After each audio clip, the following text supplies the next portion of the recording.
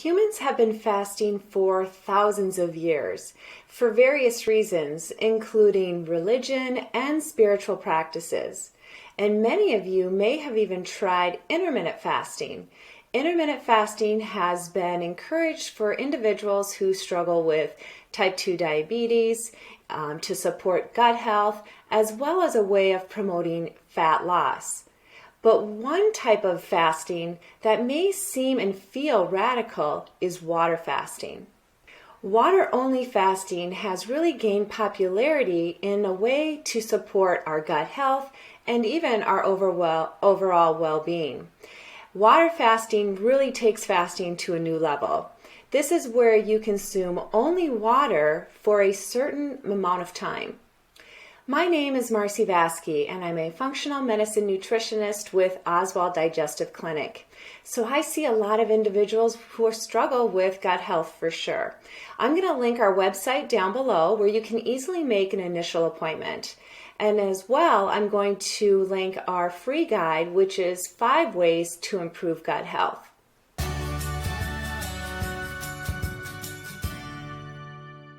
Now let's jump back into our topic today, which is answering the question, is water fasting really good for gut health? So before I answer the question about water fasting and explain more about it, let's first just touch on what good gut health is and why it's so important. We know that if we do not have a good, diverse microbiome, that our gut health might be struggling. We need a good gut to help digest our foods, to absorb our minerals and nutrients, and of course, get rid of the toxins that we may ingest. Now, if our microbiome, which is made up of trillions of different bacteria, is not as diversified as we would like, we may end up with symptoms or even conditions. You might have symptoms like bloating or gas, constipation or diarrhea, or even syndromes like IBS syndrome, which is irritable bowel syndrome, as well as just inflammation in the gut. And another aspect to having poor gut health, it might impede your immune system. So we can see that having a healthy gut is going to be number one. So how does water fasting help support a healthy gut? And what I'm going to do is just dig into what are the benefits of water fasting on your gut. Water-only fasting has been found to be very helpful for numerous reasons. But number one, and as I'm sure you could even guess this, it gives our gut a chance to rest. And when our gut has a chance to rest and recover, then we end up with a healthier gut. As we are water fasting, what happens is that the gut is resting, it's repairing and recovering, and in addition to that, you can reduce and eliminate many of your symptoms. Maybe you're struggling with bloating or gas, or as I mentioned earlier, constipation or diarrhea. With water-only fasting, that's going to pretty much get rid of all of those issues. The other benefit of water-only fasting is that as the gut is resting and recovering, we're also improving our gut microbiome. And the way that that's happening is that as our gut is resting, repairing, the pathogenic or dysbiotic bacteria in our intestinal tract is being eliminated and being repopulated with that good flora so that we have a good microbiome. In addition to improving our bacteria and the microbiome diversity in our gut, water-only fasting helps to repair the intestinal lining, so the integrity of our gut. When we have more of a inflamed gut and that integrity of our intestinal tract is worn down, this is where we see a lot of food sensitivities or just toxins getting into our bloodstream. So as you're doing a water-only fast, this is giving time for repair of your intestinal tract. So water-only fasting has really helped to promote a healthier microbiome, rest and recovery for the intestinal tract by healing up the integrity and the tissue of your intestinal tract, as well as really reducing inflammation. So now we know how water-only fasting can help support gut health, But you might be asking yourself, how is just drinking water actually doing that? So the science behind water-only fasting is really quite fascinating. What happens is that as we fast, our body goes into a state of ketosis. And this is where the body begins to burn fat instead of glucose for energy. And when this happens, what research has found is that it creates an anti-inflammatory state. And this anti-inflammatory state is where the gut is able to repair itself and heal. Now, in addition to our body going into ketosis, where we're burning fat for energy, our body also undergoes something called autophagy.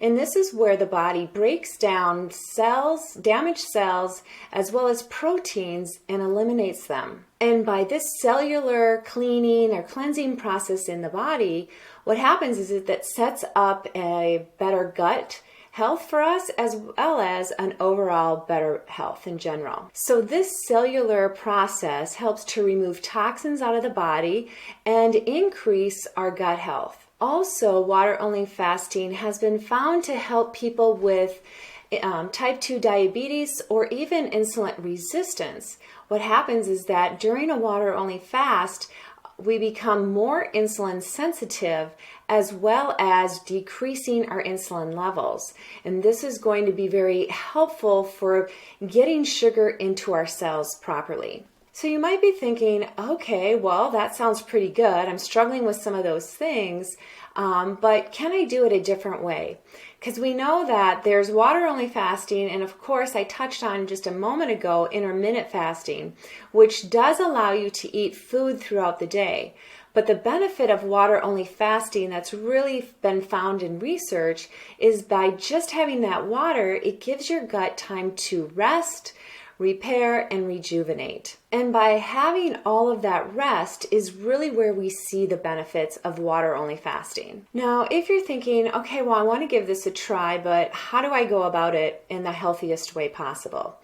And kind of the first piece to think about is gradually decreasing your foods in preparation for doing a water-only fast. You don't want to go just from eating your normal diet to completely doing a water-only fast. You may really struggle with that and feel uncomfortable in the way of being really hungry and also blood sugar levels.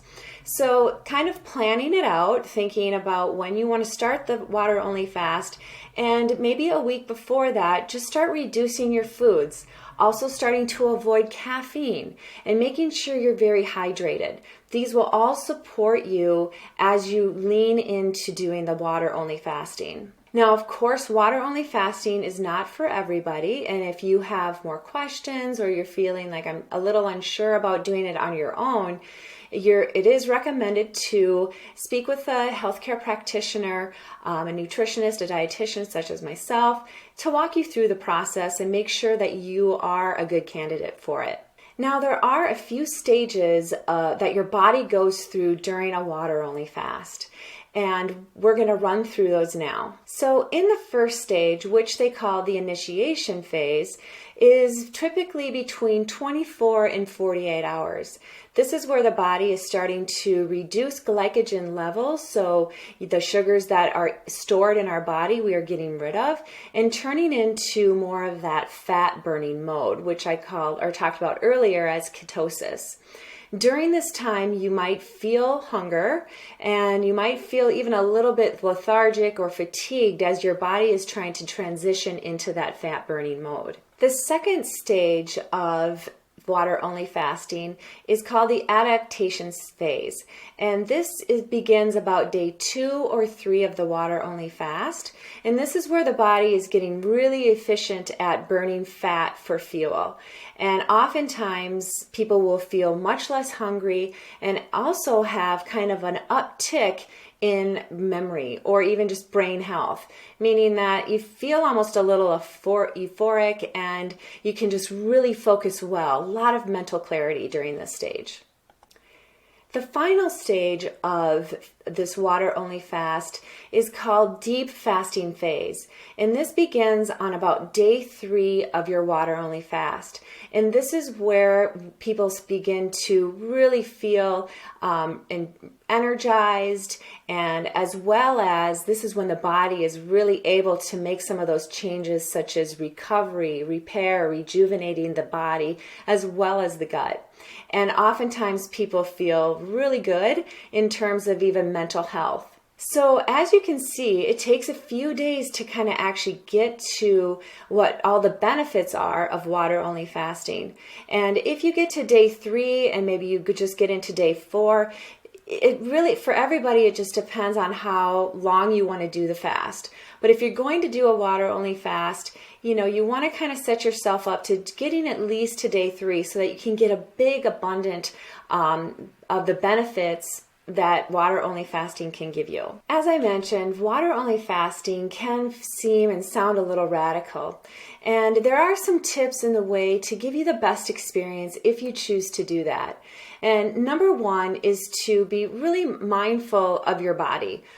Giving yourself, prioritizing that self-care, listening to what your body needs. If you are getting way too uncomfortable, the hunger is out of control, maybe that's just your body's way of saying, you know what, we're just not ready to do this yet. So you stop and you just, try it again another time.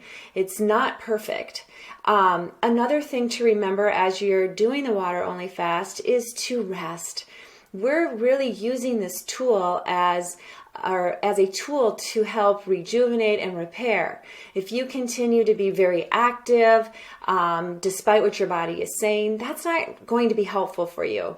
So remember to rest, make sure you are very hydrated, just drinking lots of water, obviously, and so that your body is able to do what it needs to do without fighting itself. As well as another tip is something that you can do is to keep busy. Like I just mentioned, you don't want to go out of, crazy with like doing a workout or walking miles and miles, but light house activities, doing just stuff in the house, moving, keeping your mind busy. Maybe it's doing puzzles or whatever is kind of helpful for you. That helps to get you through some of those maybe hunger pains in the first few days, maybe day 21 and day 2, and also just to keep a positive attitude, because there probably will be some moments where you feel really lethargic and like, what am I doing? But just kind of working through that slowly and being mindful. Once we're also mindful, we also set ourselves up for even better healing. And of course, as you get to the end of the fast and you're going to be reintroducing foods, have a methodical process in place. You don't want to do a 3 or 4 day water fast and then go back to regular eating on day 4 or 5. You want to be sure that you're adding in, kind of light foods. Maybe it's more liquid foods like soups, gentle, because remember, your body hasn't been digesting and working that. And so if you just put a whole bunch of food in because you're starving, you're definitely not going to feel good. You're going to have probably some nausea, just feeling really like your gut just cannot do it. So better to just eat some lighter foods for the first couple days after you begin eating, and you'll know when you can start eating a little bit heavier foods and go back to normal eating. And as I mentioned earlier, just briefly, water-only fasting isn't for everybody. So if you do struggle with any medical or health conditions, even eating disorders, or you're pregnant, this is not the time to do water-only fasting. If you have questions, again, talk to your healthcare practitioner just to make sure that you are a right candidate for it. So we know that water-only fasting can be very helpful for improving gut health. And this needs to be also paired with just a healthy lifestyle. So you can't just eat and have kind of a sedentary lifestyle, all other 363 days of the year and only 3 days of good water-only fasting. You want to pair that with regular movement, also a whole food diet, and good sleep. And kind of using water-only fasting as a tool to help support good gut health and or optimal health in general. I hope that helps answer some questions for you if you had some about water-only fasting and if it could help your gut health. Thanks for joining us.